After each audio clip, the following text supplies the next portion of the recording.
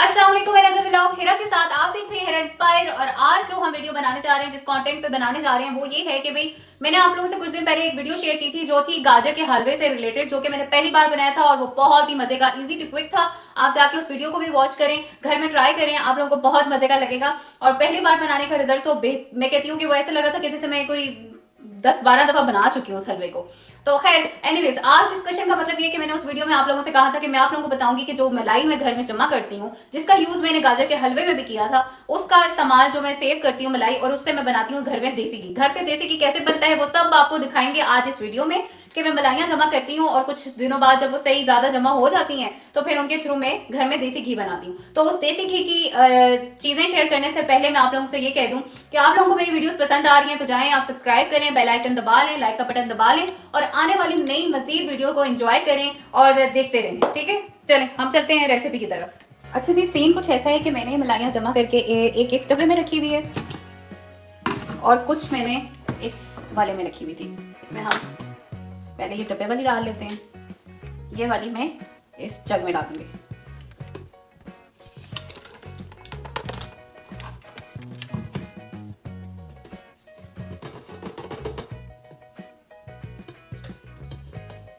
ये देखिए, मैंने जितनी मलाई है मतलब एक उस डब्बे में मैंने रखी थी, उस इस डब्बे से मैंने खाली करके इसमें डाल दी है। इसमें मैंने डाल दी है मलाई और अब मैं दूसरे वाले डब्बे में से कुछ मलाई ले रही हूँ ताकि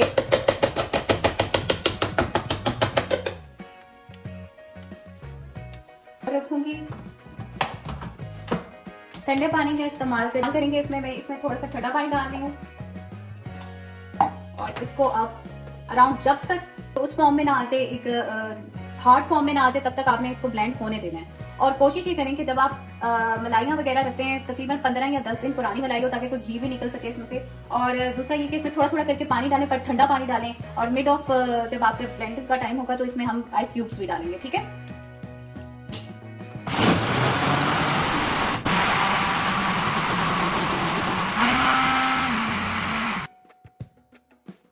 तो मैंने ये एक रात पहले ही निकाल लिया था। तो एक रात पहले निकालने की वजह से ये थोड़ा सा ज्यादा मेल्ट हो चुका है। ये टाइम भी लेगा इसे ब्लेंड होने में। तो आपको अगर मैं टिप्स एंड ट्रिक्स की तरफ लेके जाऊं तो आप कोशिश करें कि आप आपकी सर्दियां हैं तो आप 1 घंटा पहले मलाई को निकाल लें। अगर गर्मी है तो फिर आप आधा घंटा पहले मलाई को निकाल लें या 10 मिनट पहले निकाल लें। तो वो जो है बड़ी इजीली वो अच्छा सा उसका जो पेड़ा सा बनके मक्खन का निकलता है वो बड़ा अच्छा सा निकलता है। अब मैं इसमें थोड़ा सा चम्मच चलाऊंगी क्योंकि ये स्टक हो रही है इसमें।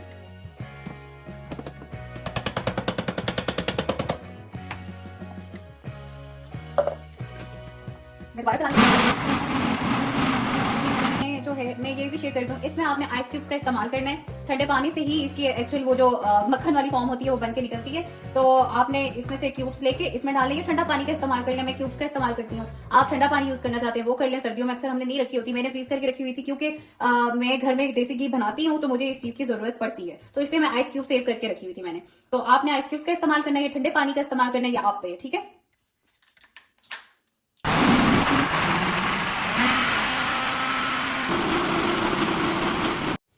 अच्छा, तो आपको ब्लेंडर की दूसरी बार आवाज सुनाने का मकसद ये था कि जो पहले वाला ब्लेंडर था वो थोड़ा स्मूथ वॉइस दे रहा था, लेकिन जब अभी के ब्लेंडर की मैंने आवाज सुनाई वो थोड़ी हार्ड आने लगी थी। उसकी रीजन ये बताने का मकसद ये है कि भाई जब रॉ फॉर्म में आने लगता है मक्खन तो वो थोड़ा हार्ड हो जाता है। हार्ड होता है तो वो मशीन जो है आवाज दूसरी देने लगती है। वहां से भी आप थोड़ा सा अंदाजा लगा सकते हैं कि भाई अब आपका मक्खन तैयार है और आप इसे निकाल सकते हैं। तो मैं इसे मजीद थोड़ा सा हार्डली 5 to 10 सेकंड और करूंगी और उसके बाद आपको मक्खन निकाल के दिखाऊंगी। पहले हमने मलाइयाँ डाली हैं, मलाइयाँ डालने के बाद थोड़ा सा ठंडा पानी डाला है। उसको आपने ट्रिक, अगर आप मेरी ट्रिक के हिसाब से चलें तो थोड़ा थोड़ा करके उसमें ठंडा पानी डालते रहें। उसके बाद आप थोड़ा सा ब्लेंड करने के बाद इसे देख लेंगे स्मूथ हो गया मलाई जो है, तो आप इसमें आइस क्यूब्स डालेंगे। आइस क्यूब्स डालेंगे तो वो कुछ डिपेंड करता है कि मेरा तो 10 मिनट्स लगे, 10 मिनट्स में मेरा तैयार हो गया। लोगों का 2-3 मिनट में भी मक्खन बन के निकल आता है, मेरा इसलिए 10 मिनट्स लगे। मैंने आपको पहले उसमें बता दी है कि भाई मैंने पूरी रात निकाल के मलाइयाँ रख दी थी। तो अब निकालते हैं मक्खन और आपको दिखाते हैं। तो जैसे कि मैंने आप लोगों को बताया था कि अब मैं आप लोगों को ब्लेंडर में से मक्खन निकाल के दिखाऊंगी कि मक्खन किस फॉर्म में आया है और हम कैसे निकालेंगे। मैं बाजू जरा इसके अपने ऊपर चढ़ा लूँ, ये काम थोड़ा है ऐसा। ये देखें, इस फॉर्म में हमारा मक्खन बन के तैयार हो गया अल्हम्दुलिल्लाह। अब मैं इसको निकाल के आपको दिखाऊंगी कि इसी तरह आपने हाथ डालने ठंडे ठंडे उसमें। निकालने के बाद इसको अच्छा सा ऐसे कर लें, इसका पानी निकाल लें आप।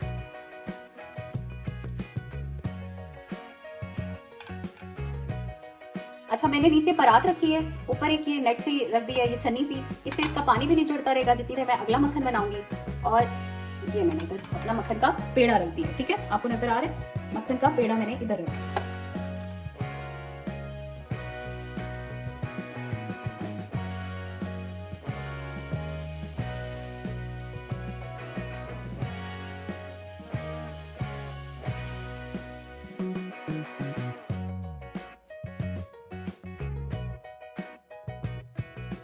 दिखा सकती हूँ, तकरीबन ये पहली मलाई के फेरे में मेरे 4 पेड़े बने हैं, ठीक है, कुछ छोटे बने और कुछ बड़े बने हैं, ठीक है। अब हम अगला पेड़ा देने जा रहे हैं ब्लेंडर को, ठीक है, तो वो निकाल के इकट्ठा करके आपको देसी घी बनाना सिखाते हैं। इस वाले तरीके से आपको मक्खन बनाना लाजमी है। अच्छा, तो अब मैं इसका दूसरा फेरा देने जा रही हूँ, क्योंकि मेरे पास मलाइयाँ, मैंने आपको बताया था कि अच्छी खासी सेव हुई थी, ये 1 मंथ की सेव मलाई थी।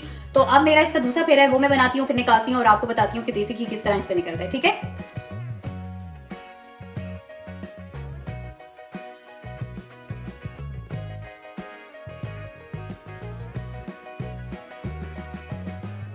अच्छा जी, अब मैंने दोनों फेरों में अपनी मक्खन निकाल ली है।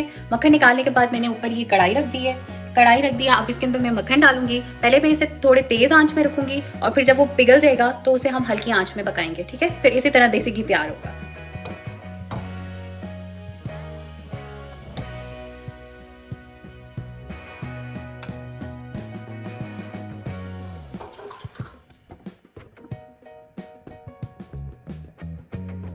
अच्छा, तो अब मैंने इसे तेज आंच पे रख दी है। तेज आंच में ये पिघलना शुरू हो गया है। जब ये सही मुकम्मल पिघल जाता है तो उसके बाद मैं इसे हल्की आंच पे रखूंगी। तो ये इसके साथ साथ मतलब आपने चमचा हिलाते रहना, और चमचे का इस्तेमाल आप लकड़ी का करें तो ज्यादा बेहतर है। तो मैं लकड़ी का चमचे का इस्तेमाल करूंगी और इसमें मैं जो है इसे हिलाती रहूंगी साथ साथ, क्योंकि ये नीचे लगता है। मैंने इस कढ़ाई का इस्तेमाल किया, आपके घर में जो कढ़ाई मौजूद है आप वो इस्तेमाल कर लें। तो इसको साथ साथ हिलाते रहेंगे और चेक करते रहेंगे। जब घी निकल आएगा तो हम उसे उतार लेंगे। साथ साथ आप देखते जाए। अब देखिए पिघलना शुरू हो गया यहाँ पे। पहले आपने तेज आंच में रखना है, फिर आपने इसे जो है हल्की आंच पे पकाना है, ठीक है। ये देखिए कैसे कैसे मेल्ट होता जा रहा है, इसकी छाग सी बनती जा रही है और ये जो है नीचे इसका ऑयल बनता जाएगा। पहले आपने इसे तेज आंच में रखना है, मैं बार बार कह रही हूँ। फिर आपने इसे मीडियम आंच में रखना है, क्योंकि ये उससे पहले मेल्ट होगा और तेज आंच पे ही रखने की इसकी ट्रिक है।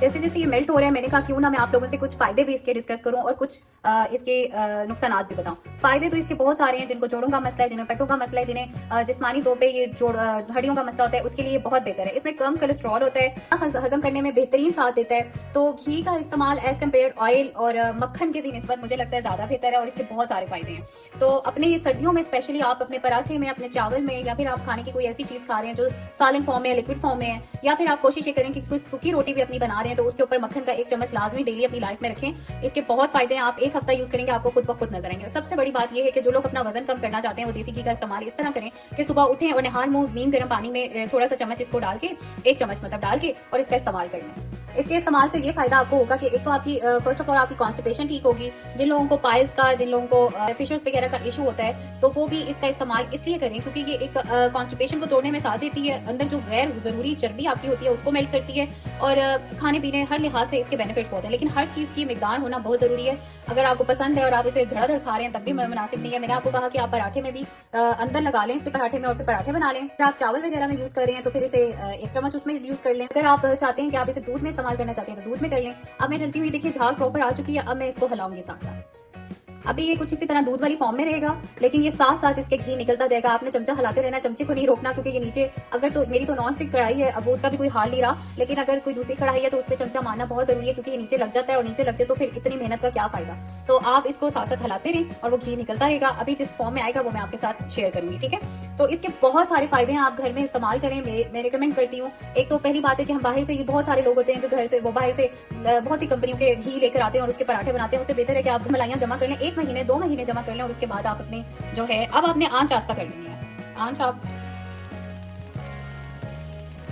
मैंने आंच आस्ता कर ली है तो, और मैं इसको साथ साथ हिलाती रहूंगी। तो मैं आपको ये कह रही थी कि आप इसका घर में इस्तेमाल करें, हाइजेनिक तरीके से घर में बनाएं। आपको पता होगा कि ये आपने प्योर देसी घी घर में बनाया है और इसके इस्तेमाल भी आपको बहुत टेस्टी लगेगा। इसका जायका बहुत मजे का होता है। जो लोग नहीं यूज करते उन लोगों को इसका 1 स्पून डेली लेना चाहिए। आपकी सेहत के लिए अच्छा है, क्योंकि इसके बहुत सारे फायदे हैं। लेकिन किसी भी चीज की मिकदार को हद से बढ़ा देना वो आपको नुकसान ही देती है, ठीक है।